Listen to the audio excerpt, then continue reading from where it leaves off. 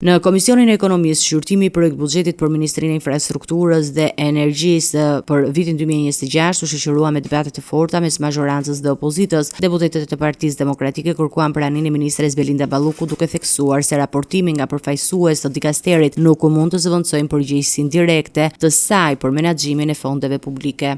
Ne kërkojmë që këtu të jetë ministrja zonja kryetare, sepse është shumë e rëndësishme, jo vetëm flasim për buxhetin, por të flasim për shumë çështje tjera të nxehta, të cilat kanë lidhje me transparencën ndaj publikut, me përdorimin e fondeve publike, kanë lidhje me projekte të mëdha infrastrukturore, për cilat ministria, dhe po i rendis këtu, tuneli Llogaras, aeroporti i Vlorës, e sa tjerë, ministria prej kohësh dhe ministria prej kohësh ndodhet në një të themi situatë as pak të këndshme. Në komisionin që është komision përgjegjës, Komisioni i Ekonomisë, zonja Balluku të nxjerrë të justifikim dhe të thotë që jam jashtë, mundet që në mungesë të ministres, raportimin e bëri zëvendësministre Ankelida Muçaj, e cila prezantoi projektet prioritare që pritet të financohen gjatë vitit të ardhshëm. Muçaj vuri theksin te zhvillimi i infrastrukturës hekurullore dhe modernizimi i transportit publik. Në buxhetin 2026 shihet mirëqartë që kemi një mbështetje buxhetore për sa i përket linjës hekurore Tiranë-Durrës dhe Rinas,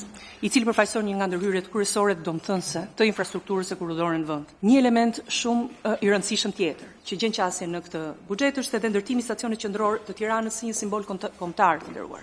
Dhe në fakt do të sigurohet lidhja me dhe do të vi pranë në zonën historike në fundin e bulevardit Zogu i Parë. Pikërisht qendra e re e Kurudës, themi lidhja e korridorit me Vlorës dhe aeroportit të ri të Vlorës, i cili gjithashtu është një tjetër investim për 15 kilometrash për të mundësuar ndërlindjen me qytetit dhe këtij aeroporti, dhe një pjesë tjetër ka të bëjë me ndërlidhjen Sukt Porto Romano. Këtë e kemi diskutuar madje në pyetjet tuaja për të siguruar pikërisht ndërlidhjen ndërmjet portit të ri tregtar dhe këtij rrjeti korridor. Nuk po e diskutojmë më tej pikërisht me lejen tuaj. Sipas dokumentit të projekt buxhetit, Ministria e Infrastrukturës dhe Energjisë do të ketë një fond total prej 77.2 miliard lekësh për vitin 2026, duke renditur atë ndër institucionet dhe financimin më të madh në qeveri.